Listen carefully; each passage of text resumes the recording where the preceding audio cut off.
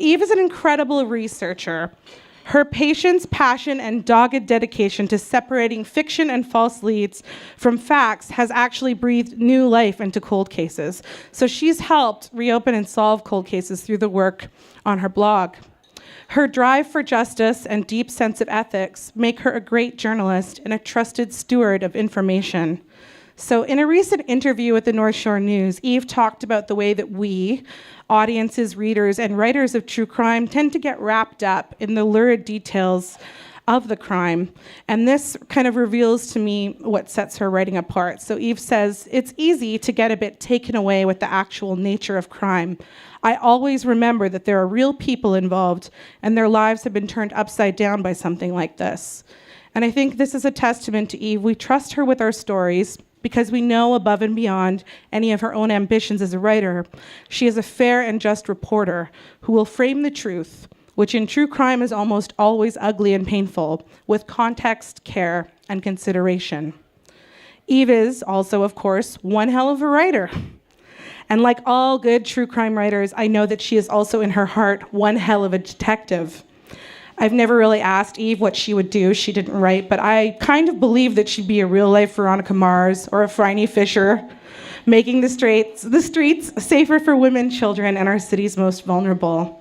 And so it's my pleasure to invite Eve, who is so great at shining a spotlight on injustice and revealing the truth, to step into the spotlight herself. So please welcome to the stage one of the very best true crime historians in Vancouver and Canada, and in my opinion, the world, Eve Lazarus.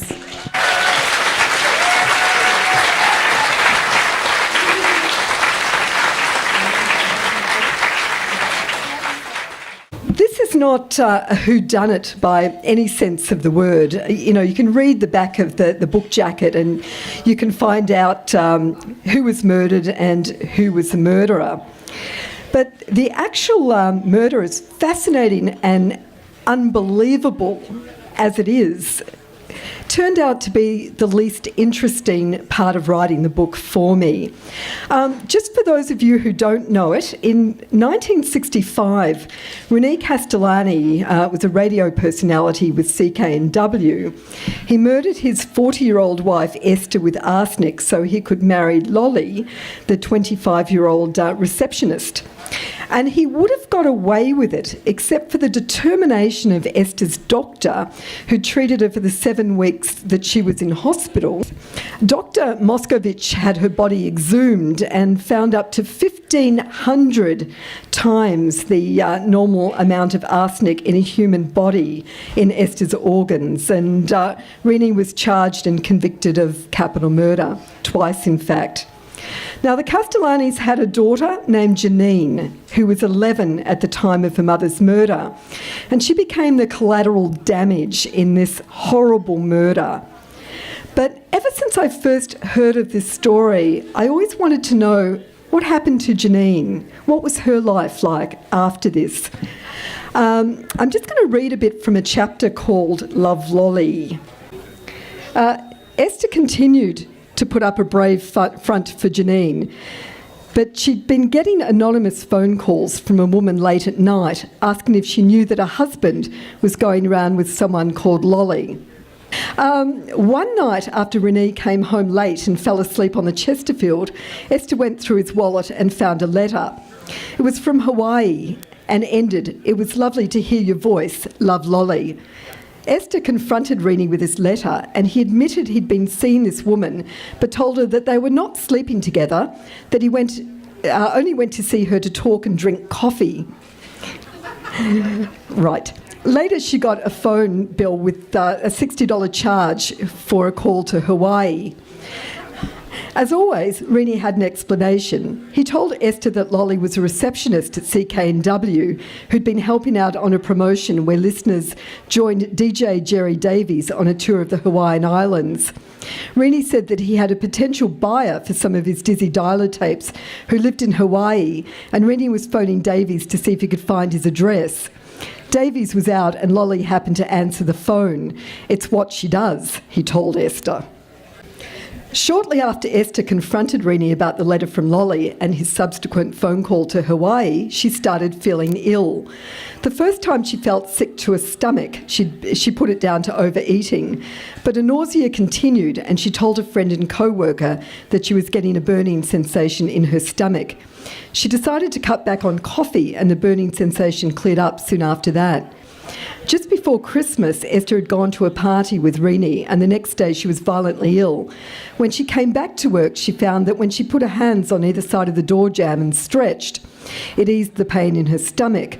She'd also frequently shake her hands and say, "These stupid hands, they always go numb." It was probably just stomach flu, she told her boss and co-workers. She didn't need time off. She'd soldier through. She didn't tell them she couldn't stop work. Even with Rene's steady income from CK&W, they still needed the money. So she would feel sick, throw up, and then feel better. Esther was a 2-pack-a-day smoker and drank a lot of coffee. She was always trying to lose weight and usually going on or off a diet. She'd have cottage cheese on toast or nothing at all one day and eat a large meal of fried foods the next. She'd take diet pills for a few days and then stop. Her co-workers blamed her stomach problems on poor eating habits and dieting. The family often ate out and Esther liked to order hamburgers and fries. She loved vanilla milkshakes, especially the ones from White Spot. At home, Rene liked to barbecue. Early in January, she made an appointment with Dr. John Sector, who had an office across the road from Esther's work. Sector diagnosed gastritis, lectured Esther about her diet, and prescribed an antacid. Esther couldn't keep down her food and seemed to live on tea and the odd apple. She never went out for lunch and was erratic in her eating. She was frightened to drink too much coffee. In February, Esther's health seemed to improve. She had not seen Dr. Sector since a visit in early January and was now the full-time assistant manager at Joyce Dayton's children's clothing boutique. But although her health was stable, she knew her marriage was not. Rumours about Rene and Lolly's affair continued to fly around CK&W and eventually reached Bill Hughes, the station manager. Although Rene had no set hours and often stayed late into the evenings to work on promotions, he was often absent when Esther called looking for him.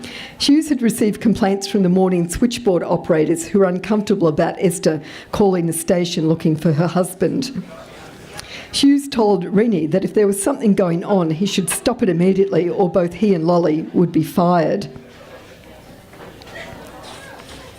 As a man consumed with his image and his position in the community, and to a lesser extent the Roman Catholic Church, divorce would have been a disgraceful admission of defeat. He didn't just want to leave Esther and go off with Lolly, he wanted it all above board. His wife was older and overweight, and he wanted to portray a more youthful image. Lolly fit that image. She was young, beautiful, and had money. But getting rid of Esther wasn't going to be all that easy. It would take careful planning and ingenuity. As Esther became sicker, Rene would play the most important role of his life, that of a concerned and attentive husband, continuing to deny his love affair while murdering his wife as quickly and efficiently as possible. I'm just curious how many of you knew about this case before the book came out? About half of you. Interesting. I think I'd overestimated how well known it was. I first heard about this at the Vancouver Police Museum back in the 1990s with a true crime exhibit that they had there. And I wrote about it in my first book, At Home with History. And at that time, I'd filtered the murder through the house in Kerrisdale where most of it had happened. And it was one of the most sensational murders of last century. And there's already been a lot done about it, and it had never occurred to me to write a book, and then two things happened. A few years ago, I'd written a post on my blog, Every Place Has a Story, and I wrote about the murder, and fortunately for me, I made a mistake. I said that Lolly, Rene's mistress, had a 6-year-old daughter. Debbie Miller wrote to me, probably a couple of years afterwards, and said I was wrong. Lolly had a son, and it was her husband, Don. And she said that Don had been looking for Jeannine for nearly 50 years. Did I know how they could get in contact with her? And I wrote back to Debbie and I said, no, I didn't, and I would like to find Jeannine as well. And then last year at my book launch for Blood, Sweat and Fear, back at the Vancouver Police Museum, Jeannine found me. We'd set up a cash bar in the autopsy suite, which was right next to the old morgue where Esther's true crime exhibit was. And the autopsy suite was where Esther's body had been brought when it was exhumed. So you can imagine this was a bit surreal and bizarre to meet Jeannine and Ashley in the middle of all this. But we got together and we met many, many times, and I really wanted to tell this story from Jeannine's perspective and to try as much as possible to give Esther a voice in this. And one of the great things that has come out of this for me is that Jeannine and Don have been reunited after about 50 years, and they're all here tonight with their families, and I think that's just fantastic, because at the book launch, when I first met Jeannine, I said, oh, by the way, Don's looking for you. Jeannine got very emotional and said, oh my God, I've been looking for him for nearly 50 years. So Jeannine is one of the nicest, warmest, most brave women I have ever met. It's the first time she's ever talked publicly about the murder of her mother. And I'd just like to welcome her to come up on stage with me right now and chat. Hi. Hi. Tell me what this has been like. Healing. Hard. Yeah. Sad. Angry. And just thankful for you. Oh, Really. thank you. You're helping me through this. How has it helped you going through this process of doing the book with me? And we've been together every step of the way on this. And Just bringing my life together. I really didn't know a lot of stuff. I thought it was like a scrambled puzzle, and you have put the puzzle together so that I know the story from beginning to end. Because they didn't talk about a lot of things, you just knew not to talk about it. It was like that, back then. So this is, as hard as it is, I needed to know. right. What's been the hardest part in going through this? Real feeling betrayed, lied to by your father. I really wanted people to get a sense of who my mom was, because she was a really, really wonderful lady. And I having a hard time wrapping my head around how my father that I looked up to could do that to her and to me, taking my family away from me, my mom. So I'm still trying to get around that. I'm not there yet. Right. When did you realise that your father was guilty? That would be in my early 20s. I started to see red flags and just think things weren't, see things in my dad that he was like, I could just tell that they weren't true, and I would just get this pit in my stomach and think, oh, well, but then I started to read some articles and I started to look into it myself, and that was really hard. I didn't come to the final conclusion until probably 1975 or 1976, and I cut ties with him then, after he had done some not so nice things from prison, like the note that's in the book. Can you tell us about that? Yeah, I had gone to visit him in prison, and he knew that I was with my husband, who wasn't my husband at the time, and he didn't really care for him, and I don't know why. Probably because my husband saw right through him. And so he had asked me to hug him, and in his pants he had slit a little razor slit and had a note in there. He asked me to pull on the string, which I pulled on it, and then I got home and read the note, and he was, telling me that my husband was walking on thin ice, that I was nothing but a pub crawler. Really, really, really awful things. I never kept the letter. I don't know why. Probably because it was really ugly. And he had typed it. It was about 2 pages long, and he signed his name at the bottom. And that's when things started taking a turn for me, because I started to realize that he wasn't somebody that I knew. This was a different father that I was seeing now. And that's when that started. So I'm going to take you back to your childhood. Tell us about your mother. What do you remember most about her? Oh, man. She was amazing. I did everything with her. We shopped. We went on trips to California. We rode a train and slept on it all night. We'd take a Greyhound down there or drive with my grandparents. She was a very loving woman. I know that my cousin sitting here tonight, her sister told me that she gives the best hugs. They used to look forward to her coming over. I always felt well taken care of and safe, and a lot of laughs, had a lot of laughs and a lot of good memories for the first part of my life. And my mom tried to keep that, I guess, for quite some time. A lot of people haven't read the book and don't understand how you know Don or how you knew Don as children. Can you explain that? Yeah. Lolly is Don's mother, and she was the woman that my dad was having the affair with. So when my mom died in July, I believe it was by August, we were living together in a house in Vancouver.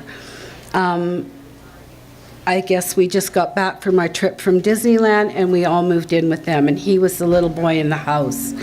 And I looked after him a lot, so I've heard. He must have been really good, because I don't really remember anything bad except one thing. Yeah, and but that's in the book. And The records? the records and the torching. You've got to tell them that. Okay, That's so great. Don told me, and I didn't know this, but he would go in the shed there. All my dad's things were there, and he would take his records out and just wing them at the shed and smash them to smithereens. I said, oh, thank you, right? And then one day I'm sitting writing lines at the kitchen table, and he's outside, and I hear this noise, and I thought it was water. And he had torched the shed, playing with matches. Yeah, that's it, Don, yeah.